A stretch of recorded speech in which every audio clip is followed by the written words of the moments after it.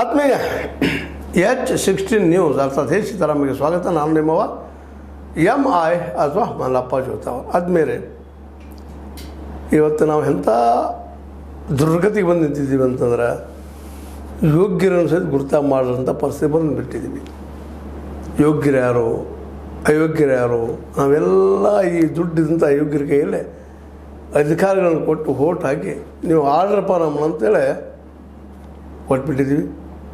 ಅವ್ರು ಆಳ್ತಾ ಇದ್ದಾರೆ, ನಾವು ನೋಡ್ತಾ ಇದ್ದೀವಿ, ಅನುಭವಿಸ್ತಾ ಇದ್ದೀವಿ. ಇವತ್ತಿನ ಎಲ್ಲ ಸಮಸ್ಯೆಗಳಿಗೂ ರಾಜಕೀಯ ಸಮಸ್ಯೆ ಇರ್ಬೋದು, ಆರ್ಥಿಕ ಸಮಸ್ಯೆ ಇರ್ಬೋದು, ಸಾಮಾಜಿಕ ಸಮಸ್ಯೆ ಇರ್ಬೋದು, ಇವುಗಳಿಗೆ ಎಲ್ಲ ನಾವು ಕಾರಣೀಕರ್ತರು. ಯಾಕಂದ್ರೆ ಮತ ಹಾಕೋರು ನಾವು ಮತದಾರ ಇವತ್ತು ಜಾಗೃತಗೊಳ್ಬೇಕಾಗಿದೆ. ಮತ್ತು ಯಾರು ಒಳ್ಳೆಯವರು ಯಾರು ಕೆಟ್ಟವ್ರು ನಮ್ಮಂಥವ್ರು ನಿಮ್ಗೆ ಹೇಳ್ಬೇಕಾಗ್ತದೆ. ಇವತ್ತು ಮೀಡಿಯಾದಲ್ಲಿ ಅಂಥವ್ರು ಚರ್ಚೆನೇ ಬರೋದಿಲ್ಲ ರೀ. ಎಲ್ಲೋ ಒಂದಿಷ್ಟು ಕೆಲವು ಸಾಮಾಜಿಕ ಜಾಲತಾಣದಲ್ಲಿ ಒಂದಿಷ್ಟು ಬರ್ತಾರೆ, ಅಲ್ಲಿ ಮತ್ತು ಗಾಯಬ್. ಇದು ಅತ್ಯಂತ ನೋವಿನ ವಿಷಯ. ಯಾರ ಮಾತುಗಳು ನಾವು ಕೇಳಬೇಕಾಗಿತ್ತು ಅವ್ರ ಮಾತನ್ನು ಕೇಳ್ತಾ ಇಲ್ಲ. ಯಾರು ನಮ್ಮ ಹಿತಚಿಂತಕರು ನಮ್ಮ ದೇಶಕ್ಕೆ ಒಳ್ಳೆಯದನ್ನು ಮಾಡ್ತಾರೋ ಅದು ನಮ್ಗೆ ಗೊತ್ತಾಗ್ತಾ ಇಲ್ಲ. ನಮ್ಮ ನಾಡಿಗೆ ನಮ್ಮ ದೇಶಕ್ಕೆ ಯಾರು ನಮ್ಗೆ ಗ್ಯಾರಂಟಿನೋ ಮತ್ತೇನೋ ಕೊಡ್ತಾವ್ರು ಅಷ್ಟು ನಮ್ಗೆ ಒಳ್ಳೆಯವ್ರು ಕಾಣ್ತಾ ಇದ್ದಾರೆ ಇವತ್ತು. ಆದರೆ ಇವತ್ತು ನಾವು ಈ ದಿಶೆಯಲ್ಲಿ ಒಳ್ಳೆಯವ್ರನ್ನ ಹುಡುಕಿ ಸಿಗಬೇಕಾಗ್ಯದ ಮತ್ತು ನಿಮಗೆ ತಿಳಿಸಿ ಹೇಳಬೇಕಾಗ್ಯದ. ಇಂಥವ್ರ ಬಂದು ಒಂದಿಷ್ಟು ಒಳ್ಳೇದಾಗಬಹುದು ಏನೋ ಅಂತೇಳಿ. ಇದರರ್ಥ ಅವರು ಸೂಚಿಸಿದವ್ರು ಒಳ್ಳೆಯವರಾಗಿ ಇರ್ತಾರಂತಲ್ಲ, ಆದರೆ ಈಗ ಇದ್ದಂಥ ವ್ಯವಸ್ಥೆಯಲ್ಲಿ ಬೆಟರ್ ದೆನ್ ದೋಸ್, ಅವ್ರಿಗಿಂತಲೂ ಒಳ್ಳೆಯವರು ನಾವು ಇದಕ್ಕೆ ಆ ಮಾತನ್ನು ಹೇಳ್ಬೋದು. ಒಳ್ಳೆಯ ಆಡಳಿತ ಕೊಡ್ಬೋದು ಅಂಥವ್ರು ಯಾರು ಕರ್ನಾಟಕದಲ್ಲಿದ್ದಾರೆ, ಎಲೆ ಮರೆ ಕಾಯಿ ಹಾಗೆ. ಅವ್ರಿಗಿಂತ ಮುಖ್ಯವಾಗಿ ಇವತ್ತು ನಾವು ಒಬ್ಬ ಪ್ರಧಾನಿ ಆಗುವ ಮಟ್ಟಕ್ಕೆ ಯೋಗ್ಯದಂಥ ವ್ಯಕ್ತಿ ಬಗ್ಗೆ ಒಂದಿಷ್ಟು ಮಾಡಿದ್ದೇನೆ. ನೀವು ಇದರರ್ಥ ನಾನು ರಾಹುಲ್ ಗಾಂಧಿಯವ್ರ ಬಗ್ಗೆ ಮಾತಾಡ್ತಾ ಇದ್ದೀನಿ ಅಂತ ಅವ್ರು ತಿಳ್ಕೊಬಾರ್ದು, ಅಥವಾ ಕೇಜ್ರಿವಾಲ್ ಬಗ್ಗೆ ಮಾತಾಡ್ತಾ ಇದ್ದೀನಿ ಅಂತ ಅವ್ರು ತಿಳ್ಕೊಬಾರ್ದು. ಹಾಗೆ ಒಂದಿಷ್ಟು ಅವ್ರ ಕಡೆ ಅವ್ರ ಮೇಲೆ ಒಂದಿಷ್ಟು ಪ್ರೀತಿ ಜಾಸ್ತಿ ಇರ್ಬೋದು, ನಮ್ದಿಲ್ಲ ಅಂತಲ್ಲ, ಆದರೆ ಅವ್ರಿಗಿಂತ ಉತ್ತಮವಾದಂಥ ವ್ಯಕ್ತಿ. ಕೇಜ್ರಿವಾಲ್ ತಪ್ಪು ಮಾಡಿದ್ರು ಇಲ್ಲೋ ಕೋರ್ಟ್ ನಿರ್ಧಾರ ಮಾಡ್ತಾರೆ, ಇಷ್ಟಲ್ಲ. ರಾಹುಲ್ ಗಾಂಧಿ ಅವರು ಎಷ್ಟರ ಮಟ್ಟಿಗೆ ಜನಸಂಪರ್ಕದಲ್ಲಿದ್ದಾರೆ, ಜನ ತೀರ್ಮಾನ ಮಾಡ್ತಾರೆ. ಇವರು ಯಾರೂ ಅಲ್ಲಂತ ಎಲೆ ಮೇಲೆ ಕಾಯಾಗಿ ಬದುಕುತ್ತಿರುವಂಥ ವ್ಯಕ್ತಿಯೊಬ್ಬರಿದ್ದಾರೆ, ಅವರ ಯೋಗೇಂದ್ರ ಯಾದವ್. ಹೇಳಿದ್ರೆ ನಾವು ಕೆಲವು ಮೂಗು ಮುರಿಬೋದು, ಮತ್ತೇನು ಮಾಡ್ಬೋದು. ಆದರೆ ನಿಜವಾಗಿಯೂ ಈ ದೇಶದ ಸ್ಥಿತಿಗತಿಗಳನ್ನು, ಈ ದೇಶದ ಪರಿಸ್ಥಿತಿಯನ್ನು ರಾಹುಲ್ ಗಾಂಧಿ ಜೊತೆಗೆ ಪಾದಯಾತ್ರೆ ಮಾಡ್ತಾ ಮತ್ತಷ್ಟು ಅಭ್ಯಾಸ ಮಾಡಿ ಗಟ್ಟಿಗರಾದಂಥವ್ರು. ಅಂದರೆ ಇವರು ಅಧಿಕಾರ ಕೊಡೋರು ಯಾರು? ಯಾಕಂದ್ರೆ ಜನ ಇವತ್ತಿವ್ರ ಬಗ್ಗೆ ತಿಳ್ಕೊಳ್ಳಿಕ್ಕೂ ಹೋಗೋದಿಲ್ಲ ಅಂತ ಅನ್ನಿಸ್ತದೆ ಇವತ್ತಿನ ಪರಿಸ್ಥಿತಿ ನೋಡಿದಾಗ. ಒಳ್ಳೆಯವ್ರ ಬಗ್ಗೆ ಮಾತಾಡಿದರೆ ಹುಚ್ಚುತ್ತದ ಫಲಪ್ಪ ಇವಾಗ ಹಾಗೆ ಮಾತಾಡ್ತಾನಂತ ಹೇಳ್ತಾರೆ. ಆದರೆ ಅವರ ಸಾಯ್ತಾ ಇದ್ದಾರೆ ಇವತ್ತು. ಬೆಲೆ ಏರಿಕೆಯಿಂದ, ನಿರುದ್ಯೋಗದಿಂದ, ಬಡತನದಿಂದ, ಶುದ್ಧ ನೀರು ಇಲ್ಲದ್ರಿಂದ, ಶಿಕ್ಷಣ ಸಿಗಲಾರದ್ರಿಂದ, ಆರೋಗ್ಯ ಎಲ್ಲರೂ ಸಿಗಲಾರದು ಒದ್ದಾಡ್ತಾ ಇದ್ದಾರೆ ಜನ ಇವತ್ತು. ಹೆಚ್ಚು ಕಡಿಮೆ 80-90% ಜನ ಇವತ್ತಿನ ಆಡಳಿತಗಾರರು. ಇವತ್ತು ಮೋದಿಜಿಯವರಲ್ಲಿ ಹಿಂದೆ ಅಂತ ಮನಮೋಹನ್ ಸಿಂಗ್ರಲ್ಲಿ ಯಾರೂ ಇಲ್ಲ. ಅವ್ರು ಕೇವಲ ಈ 10-15% ಜನರಿಗಾಗಿ ಆಡಳಿತ ಮಾಡಿದ್ದಾರೆ, ವ್ಯವಸ್ಥೆ ಮಾಡಿದ್ದಾರೆ ಅನ್ನೋದು ಎಲ್ಲ ಮಾತಾಡ ನೇರು ಅಂತ ಹೇಳ್ಕೊಂಡು ಇವತ್ತಿನವರೆಗೂ ಇವರೆಲ್ಲರಿಗೂ ಇದ್ರಲ್ಲಿ ಭಿನ್ನವಾಗಿ ನಿಲ್ಲುತ್ತಿರುವಂಥ ಒಬ್ಬ ವ್ಯಕ್ತಿತ್ವ ಇವತ್ತು ಬೆಳೆದದ. ಆದರೆ ಅವ್ರಿಗೆ ಪಾಪ ಜನಸಂಪರ್ಕ ಇಲ್ಲ, ಜನ ಸಪೋರ್ಟ್ ಇಲ್ಲ. ಅದಾರ ಅವ್ರು ಒಳ್ಳೆ ಕೆಲಸ ಮಾಡ್ತಾ ಓಡಾಡ್ತಾ ಇರ್ತಾರೆ, ಒಳ್ಳೆ ಚಿಂತಕರಿದ್ದಾರೆ. ಬರೀ ಚಿಂತಕಲ್ಲ, ಜನನ ಅರ್ಥ ಮಾಡ್ಕೊಳ್ಳೋಲ್ಲ, ಗಾಂಧೀಜಿ ಹಾದಿ ನಡ್ಕೊಂಡು ಹೋದಂಥವ್ರು ಇದಾರೆ. ಮತ್ತು ಲೋಹಿಯಾರನ್ನು ಒಳ್ಳೆಯ ರೀತಿಯ ಅಭ್ಯಾಸ ಮಾಡಿದವ್ರು ಇದ್ದಾರೆ. ಲೋಹಿಯಾರನ್ನು ಯಾರು ಊಟ ಮಾಡಲೇ ಇಲ್ಲ ಅವತ್ತು. ಏನು ಮೇಲ್ಪದ್ರಿಗೆಲ್ಲ ಜನರಿಗೆ ಎಷ್ಟೋ ಗೊತ್ತಾಯ್ತು ಲೋಹಿಯಾ ಅಂತೇಳಿ. ಉಳಿದವ್ರಿಗೆ ಯಾರಿಗೆ ಮುಟ್ಲೇ ಇಲ್ಲ ಲೋಹಿಯಾ. ಯಾಕಂದ್ರೆ ಈ ಎಲ್ಲ ಒಳ್ಳೆಯ ಜನ ಅವರು ಪಾಪ ಮುಟ್ಟಬೇಕಂತಾರೆ, ಅವ್ರು ಹೋಗಿ ಮುಟ್ಟೋದಕ್ಕೆ ಆರ್ಥಿಕ ಬಲ ಇರೋದಿಲ್ಲ. ಇಂಥವ್ರಿಗೆ ಕಾರ್ಪೊರೇಟ್ ಜನ ಹೆಲ್ಪ್ ಮಾಡೋದಿಲ್ಲ, ನಮ್ಮ ಮಾಧ್ಯಮನ ಹೆಲ್ಪ್ ಮಾಡೋದಿಲ್ಲ, ಪ್ರಚಾರ ಕೊಡಲಿಕ್ಕೆ ಹೋಗೋದಿಲ್ಲ. ಇಂಥವ್ರು ಇದಾರಪ್ಪ ಯೋಗ್ಯ ತೋರಿ ಅಂತೇಳಿ. ಹೀಗಾಗಿ ಅವರಲ್ಲೇ ಪಾಪ ನಶಿಸಿ ಎಷ್ಟೋ ಜನ ಹೋಗಿದ್ದಾರೆ ಈಗಾಗಲೇ. ಹಿಂದೂ ಇದ್ದರು, ಇಂದಿರಾ ಗಾಂಧಿಯವ್ರ ಕಾಲದಲ್ಲಿ ಒಳ್ಳೆಯವರು ಇದ್ದರು, ಒಳ್ಳೆ ಅಡ್ಮಿನಿಸ್ಟ್ರೇಟರ್ ಆಗಿ ಹೋಗುವಂಥವ್ರು ಇದ್ದರು. ಆದರೆ ಅವ್ರಿಗೆ ಅವಕಾಶ ಸಿಗಲಿಲ್ಲ. ಹೀಗೆ ನಿಧಾನಕ್ಕೆ ಎಲ್ಲರೂ ಕರ್ನಾಟಕದಲ್ಲೂ ಅಷ್ಟೇ ಪೋಲ್ಕೊಳ್ಳೋದಕ್ಕೆ ಸಿಗಲಿಲ್ಲ ಒಳ್ಳೆಯವ್ರಿಗೆ. ಇವತ್ತು ನಮ್ಮ ಮಧ್ಯದಲ್ಲೇ ಈ ಒಂದು ಏನಪ್ಪ ಅಂತಂದ್ರೆ ವಿಶೇಷವಾಗಿ ರಾಮನವರ ಲೋಹಿಯಾರ ಪ್ರಶಸ್ತಿ ಒಂದನ್ನು ಕೊಡ್ತಾರೆ ಬೆಂಗಳೂರೊಳಗೆ, ಭಾರತ ಯಾತ್ರಾ ಕೇಂದ್ರ ಅಂತೇಳಿ. ಅವರು ರಾಮನವರ ಲೋಹಿಯಾ ಪ್ರಶಸ್ತಿಗೆ ಸಾಮಾಜಿಕ ಕಾರ್ಯಕರ್ತ ಯೋಗೇಂದ್ರ ಯಾದವ್ರನ್ನ ಸೆಲೆಕ್ಷನ್ ಮಾಡಿದ್ದಾರೆ. ಯೋಗೇಂದ್ರ ಯಾದವ್ ಸಾಮಾಜಿಕ ಕಾರ್ಯಕರ್ತ. ಇವ್ರನ್ನ ಬೆಳೆಸೋ ಹಜಾರ ನಮಗೆ ಗೊತ್ತಿಲ್ಲ. ಇವ್ರನ್ನ ಬೆಳೆಸೋ ಬರೀ ಸಾಮಾಜಿಕ ಕಾರ್ಯಕರ್ತರು ಯಾರೋ ಮಾತಾಡ್ತಾರಲ್ಲ, ಮಾತಾಡೋ ಮನುಷ್ಯ ಅನ್ನಿಸ್ತದ. ಇವರಲ್ಲಿ ರಾಜಕೀಯ ಪ್ರಜ್ಞೆ, ಇವರಲ್ಲಿ ಆರ್ಥಿಕ ಪ್ರಜ್ಞೆ ಮತ್ತು ಜನಪರ ಕಾಳಜಿ ಎಲ್ಲಕ್ಕಿಂತ ಹೆಚ್ಚಿಗೆ ಬುದ್ಧಿವಂತರು ಭಾಳ ಇದ್ದಾರೆ ರೀ. ನಮ್ಮ ಬುದ್ಧಿವಂತರು ಹೆಂಗಾಗಿದ್ದಾರಪ್ಪ ಅಂದ್ರೆ, ಬುದ್ಧಿವಂತರ ಬುದ್ಧಿ ಕೇದಿಗೆ ಬನವಂತೆ ಅಂತ ಅದ್ಭುತ ಮಾತಾಡ್ತಾರೆ ಕವಿ.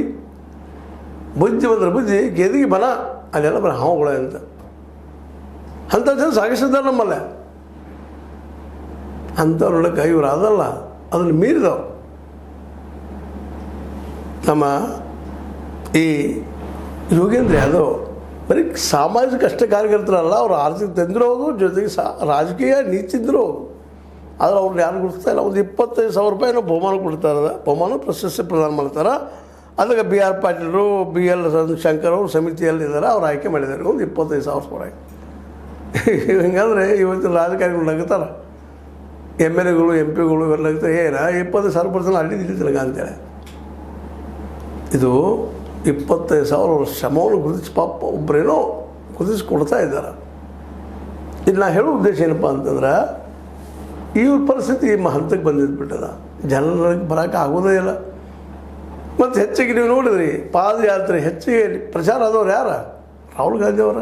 ಯಾಕೆ ಅವ್ರಿಗೆ ಬಂಡವಾಳ ಅದರಿಂದ ಕಾಂಗ್ರೆಸ್ ಪಾರ್ಟಿ ಅದ, ಇವರಿಂದ ಯಾವ್ದು ಸ್ವರಾಜ್ ಪಾರ್ಟಿದ್ರು ಕಟ್ಟಿರು. ಅದಕ್ಕೆ ಪೂರ್ವದಲ್ಲಿ ಕೇಜ್ರಿವಾಲ್ ಜೊತೆ ಕೂಡಿ ಇದು ಮಾಡಿದರು. ಆ ಕೇಜ್ರಿವಾಲ್ ಮಹಾಶಯರು ಸಂಚಾರಕ್ಕಂತೂ ಇವ್ರು ಬಿಟ್ಟು ಕೊಡಲಿಲ್ಲ, ಹೋಗಲಿ ಕಡೆಗೆ ಮುಖ್ಯಮಂತ್ರಿ ಮಾಡ್ಬೇಕಾದ್ರೆ ಜನ ಆದ್ಮೇಲೆ 2 ಜನ ಅಂತೇಳಿ ಒಬ್ಬ ಡಿಕ್ಟೇಟರ್ ಆಗಿಬಿಟ್ಟ ಮನುಷ್ಯ. ಇವರು ಮೇಧಾ ಪಾಟ್ಕರ್ ಅಂತ ಹೋರಾಟಗಾರ ಮಗಳು, ಅದ್ಭುತ ಹೋರಾಟಗಾರ. ಪಾಪ ಅವ್ರಿಗೆ ಬದುಕಿ ಸೇರ್ತಾರೆ. ವಯಸ್ಸು ಯಾರು ಮಳಿದ್ರಿ? ನಾಳೆ ಇದನ್ನೆಲ್ಲ ನೆನೆಸ್ಕೊಂಡಾಗ ದೇವ್ರ ಮಾದೇವ ಅಂತ ಒಳ್ಳೆ ಚಿಂತಕರಿರ್ತಾರೆ ಕರ್ನಾಟಕದಲ್ಲಿ. ಮುಂದೆ ಹಿರೇಮಠ ಅಂತೇಳಿ ಅದ್ಭುತವಾದಂಥ ಕಾಳಜಿ ತಿಂತವ್ರು, ಸಮಾಜ ಪರ ಕಾಳಜಿ ತಿಂತವ್ರು. ಸಮಾಜ ಪರಿವರ್ತನಾ ಸಂಗತಿ ಏನೋ ಮಾಡ್ಕೊಂಡಿದ್ದಾರೆ, ಸಮಿತಿ ಮಾಡ್ಕೊಂಡು ಅವ್ರು ಹೋರಾಟ ಮಾಡ್ತಾ ಇರ್ತಾರೆ ನಿರಂತರ. ಇಂಥವ್ರು ನಮ್ಮ ಕೈಗೆ ಯಾರೂ ಕಾಣೋದೇ ಇಲ್ಲ ಇವರು. ಹೀಗಾಗಿ ಒಳ್ಳೆಯ ಒಂದು ಪರಿಚಯ ನಿಮಗೆ ಮಾಡಿಸ್ಬೇಕಾಗಿದೆ ಮತದಾರರಿಗೆ. ಇಂಥವ್ರು ಹುಡುಕಾಡಿ ಆರಿಸ್ಬೇಕಾಗಿದೆ ನಾವೆಲ್ಲರೂ ಕೂಡ. ಅಂದಾಗ ಮುಂದಿನ ದಿನಗಳಲ್ಲೇ ಇಂಥವ್ರ ಅವಕಾಶಕ್ಕಾಗಿ ಮಾತ್ರ ನಮ್ಮ ಗುಡ್ಡಗಳು ಉಳಿಯೋಕ್ಕೆ ಸಾಧ್ಯದ, ನಮ್ಮ ಖನಿಜ ಉಳಿಯೋಕ್ಕೆ ಸಾಧ್ಯದ, ನಮ್ಮ ಅನೇಕ ವಸ್ತುಗಳು ಮತ್ತು ಆಡಳಿತದಲ್ಲೇ ಪ್ರಾಮಾಣಿಕತೆ ಬರಲಿಕ್ಕೆ ಸಾಧ್ಯದ, ಅಪ್ರಾಮಾಣಿಕ ಬಂದು ಸೇರೋಂಥದ್ದು ಕಡಿಮೆ ಆಗ್ತದೆ. ಇದು ಇಂಥವ್ರನ್ನ ಆಯ್ಕೆ ಮಾಡೋದು ನಮ್ಮಲ್ಲದ. ಇಲ್ಲರಿ ಕೇಜ್ರಿವಾಲ್ ಆಯ್ಕೆ ಆಗೋದು ಏನಾದ್ರು ಅಂತ. ಕೇಜ್ರಿವಾಲ್ ಕೆಲಸ ಮಾಡಿದಾರೆ, ಅವರು ಮಾಡಿಲ್ಲ ಅಂತಲ್ಲ. ಇವತ್ತಿಗೂ ಈ ದೇಶದ ಹೆಚ್ಚು ಕಡಿಮೆ ಎಲ್ಲ ಮುಖ್ಯಮಂತ್ರಿಗಳಿಗಿಂತಲೂ ಒಳ್ಳೆಯ ಆಡಳಿತ ಕೊಟ್ಟೋಗ್ಯಾರ, ಪ್ರಾಮಾಣಿಕ ಆಡಳಿತ ಕೊಟ್ಟೋಗಿದ್ದಾರೆ. ಅದು ಏನೋ ಕಲಂಕ ಬಂದು ಹತ್ತೋದಿಲ್ಲ ಅಂತಲ್ಲ, ಕಲಂಕ ಬಂದು ಹತ್ತೋದು ಇಲ್ಲಂತಲ್ಲ. ಆದ್ರೆ ಆ ಕಲಂಕರು ನಾನು ಸ್ವಚ್ಛ ಆಗುವ ಸಾಧ್ಯತೆಗಳಿದ್ದಾವಲ್ಲಿ. ಅದು ಅವ್ರು ಮಾಡಿದ ತಪ್ಪು ಏನಪ್ಪ ಅಂದ್ರೆ, ನಂತರ ಯಾರಿಲ್ಲ ಅನ್ನುವಂಥ ಹಳ್ಳಕ್ಕೆ ಬಿದ್ದಕ್ಕಾಗಿ ಇಡೀ ದೇಶದ ಆಮ್ ಆದ್ಮಿ ಪಕ್ಷ ಆಗಬೇಕಾಗಿದ್ದು ದಿಲ್ಲಿಗೋ ಪಂಜಾಬಕ್ಕೋ ನಮ್ಮ ಗುಜರಾತ್ಗೂ ಸೀಮಿತ ಉಳಿಯುವಂಥ ಪ್ರಸಂಗ ಬಂತು. ಇನ್ನು ಇವತ್ತು ಬೆಳೆಯುವ ಪ್ರಸಂಗಗಳು ಭಾಳಷ್ಟು ಕಡಿಮೆ. ಯಾಕಂದರೆ BJPಯ ಅಥವಾ ಕಾಂಗ್ರೆಸ್ಸಿನ ಅಥವಾ ಇನ್ನುಳಿದ ಯಾವುದೇ ಪಕ್ಷದ ಆರ್ಥಿಕ ಭದ್ರತೆ ಹೆಂಗಿದನೋ ಹಾಗೆ ಇವಾಗ ಭದ್ರತೆ ಇಲ್ಲ. ಹೀಗಾಗಿ ಅವರು ಗಂಟು ಮೂಟೆ ಇಟ್ಕೊಂಡು ಹೋಗುವಂಥದ್ದು ಸಾಧ್ಯತೆ ಅವ. ಅದೇನಿರಲಿ, ನಮ್ಮ ಕೆಲಸ ಇತ್ತು. ನೀವು ಎಷ್ಟು ಜನ ನೋಡ್ತೀರಿ, ಅವ್ರನ್ನ ಪರೀಕ್ಷೆ ಮಾಡ್ತೀರಿ, ನಿಮಗೆ ಬಿಟ್ಟಂಥ ವಿಷಯ. ಈ ಲೋಹಿಯಾ ಪ್ರಶಸ್ತಿ ಪಡೆಯೋದಕ್ಕೆ ಅತ್ಯಂತ ಯೋಗ್ಯವಾದಂಥ ವ್ಯಕ್ತಿ ಯೋಗೇಂದ್ರ ಯಾದವ್ ಅವರು. ಅವ್ರಿಗೆ ಅವಕಾಶ ಸಿಗಬೇಕಾಗಿತ್ತು ನಮ್ಮ ಈ ಒಂದು ವ್ಯವಸ್ಥೆಯಲ್ಲಿ. ಮೋಸ್ಟ್ಲಿ ಸಿಗಲಿಕ್ಕಿಲ್ಲ. ಒಂದಿಷ್ಟೇನೋ ನಮ್ಮಂಥ ಅಲ್ಲಿ ಜನ ಮಾತಾಡ್ತಾರೆ, ಹೇಳ್ತಾರೆ. ಅದು ಎಷ್ಟು ಜನ ಕೇಳ್ತಾರೆ, ಎಷ್ಟು ಜನ ನೋಡ್ತಾರೆ. ಹೀಗಾಗಿ ಯೋಗೇಂದ್ರ ಯಾದವ್ ಇತಿಹಾಸ ಪುಟಗಳು ಜಾರ್ತಾ ಹೋಗ್ತಾ ಇದ್ದಾರೆ. ಇಂಥ ಪ್ರಶಸ್ತಿಗೆ ಮಾತ್ರ ಸೀಮಿತ ಆಗ್ತಾ ಇದ್ದಾರೆ. ಜನನಾಯಕರಾಗುವುದು ಎಂದು ಅಂದಾಗ ಖರ್ಚು ಮಾಡಲಿಕ್ಕೆ ಹಿಂದಿಲ್ಲ ಅನ್ನುವಂಥ ನೆನಪಿಡ್ಬೇಕು. ಇವತ್ತು ಗಾಂಧೀಜಿಯವರು ಜನನಾಯಕರಾಗಿದ್ದು ಯಾರಿಂದ ಅಂದ್ರೆ ಬಜಾಜ್ ಅಂತ, ಕೆಲವೊಂದು ಕಾರ್ಪೊರೇಟರ್ ಅಂತ, ಆವತ್ತಿನ ಕಾರ್ಪೊರೇಟರ್ ಅಂತ, ಟಾಟಾ ಅಂತ, ಅವರ ಒಂದು ಫಂಡ್ನಿಂದ ನಮಗೆ ಕಂಡು ಬಂದ್ರು ಇಲ್ಲಾದರೂ ಇಲ್ಲ.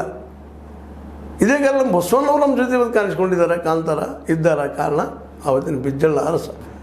ಬಿಜ್ಜಳ ಇವರು ಲೈಕ್ ಮಾಡಿದ್ ಬಿಟ್ಟು ಆ ಮಾತು ಬೇರೆ. ಇವರು ಮುಖ್ಯಮಂತ್ರಿ ಸ್ಥಾನ ಕೊಟ್ಟಾಗ ಫಂಡಿಂಗ್ ಸಾಕಷ್ಟು ಆಯಿತು. ಆವತ್ತು ಇಡೀ ದೇಶದ ತುಂಬ ತಮ್ಮ ವಚನಗಳ ಮೂಲಕ ಹಬ್ಬಿದ್ರು ಅವರು ಬಸವಣ್ಣವರು. ಇವತ್ತಿಗೂ ಆಶ್ಚರ್ಯ ನಡೆಸೋದು. ಕಾಶ್ಮೀರದಿಂದ ಮೊಳಿಗೆ ಮಾರಾಯ ಮತ್ತು ಅವ್ರು ಸತಿ ಬರ್ತಾರೆ ಇಲ್ಲಿ ಕರ್ನಾಟಕ. ಯಾವ ರೀತಿ ಪ್ರಚಾರ ಮಾಡಿರ್ಬೇಕು? ಅಲ್ಲಿ ತನಕ ಹೋಗೋದು. ಇವತ್ತು ನಾವು ಮಾಧ್ಯಮದಲ್ಲಿ ಇಂಥ ಡಿಜಿಟಲ್ ಮೀಡಿಯಾದಲ್ಲಿ ಹೋಗಿ ಮುಟ್ತಾ ಇಲ್ಲ, ಬಸವಣ್ಣ ಹೋಗಿ ಮುಟ್ಟಿದ್ರೆ ನಾನು ಹೇಳೋ ಉದ್ದೇಶ ಅಷ್ಟೇ ಇಲ್ಲ. ಪ್ರಾಮಾಣಿಕತೆ ಅದ, ಅದ್ರ ಹಿಂದೆ ಆರ್ಥಿಕ ಬಲನೂ ಬೇಕಾಗ್ತದೆ, ಇಲ್ಲ ಏನು ಮಾಡಲಿಕ್ಕೆ ಸಾಧ್ಯ ಇಲ್ಲ ಅನ್ನೋದು ಇತಿಹಾಸನ ತಿಳ್ಕೊಳ್ಳುವಂಥ ವಿಷಯ. ಇವತ್ತು ಮಹಾತ್ಮ ಗಾಂಧಿಯವ್ರು ನಮಗೆ ಸಿಕ್ಕಿದ್ರೆ ಆವತ್ತಿನ ಭಾರತದ ಈ ಕಾರ್ಪೊರೇಟಿಂದ ಜೊತೆಗೆ ಅವ್ರು ಸ್ವತಃ ಅವರ ವ್ಯಕ್ತಿತ್ವದಿಂದ ಹಂಗೆ ಇವತ್ತು ಈ ಯೋಗೇಶ್ ಯಾದವ್ ಅವರಿಂದ ಯೋಗೇಂದ್ರ ಯಾದವ್ ಅವರಿಂದ ಅಂಥ ಮಹಾನ್ ಯಾರು ಫಂಡಿಂಗ್ ಮಾಡೋಂಥವ್ರಿಗಿಲ್ಲ. ಇವತ್ತು ಪಾಪ ನಮ್ಮ ಜೊತೆಗೆ ಅವ್ರು ನಶಿಸ್ತಾ ಹೊಂಟಿದ್ದಾರೆ. ಅದೇನೂ ಇರಲಿ, ಇವತ್ತು ಅವ್ರ ಬಗ್ಗೆ ಅಷ್ಟು ಮಾತಾಡಬೇಕು ನಿಮ್ಮ ಲೈಕ್ ಆಗದೇ ಆಗಿರ್ಬೋದು. ಡಾಕ್ಟರ್ ಮನೋಹರ್ ಲೋಹಿಯಾರ ವಿಚಾರಗಳನ್ನು ತಮ್ಮಲ್ಲಿ ಅಳವಡಿಸ್ಕೊಂಡು ಬದುಕಿದವರು, ಬಾಳೋದಕ್ಕೆ ಪ್ರಯತ್ನ ಮಾಡಿದವರು ಇವತ್ತು ಬಾಳ್ತಾ ಇದ್ದಾರೆ. ಇಂಥ ನಾಯಕ ನಮಗೆ ಬೇಕು, ಆದರೆ ನೀವು ಆರಿಸ್ಬೇಕಲ್ಲ ಮತದಾರರು ಅಂತ ಹೇಳ್ತಾ ನಿಮ್ಮ ಲೈಕ್ ಮಾಡಿ, ಶೇರ್ ಮಾಡಿರಿ, ಕಮೆಂಟ್ ಮಾಡಿ, ಜೊತೆಗೆ ಸಬ್ಸ್ಕ್ರೈಬ್ ಆಗೋದು ನಿಲ್ಲಿಸಲಿಕ್ಕೆ ಹೋಗಬೇಡ್ರಿ. S60 ನ್ಯೂಸ್ ಅರ್ಥಾತ್ ಸಿದ್ದಾರಾಮ್, ಇದು ಸತ್ಯದ ಕೈಗಳಲ್ಲಿ ವಂದನೆಗಳು.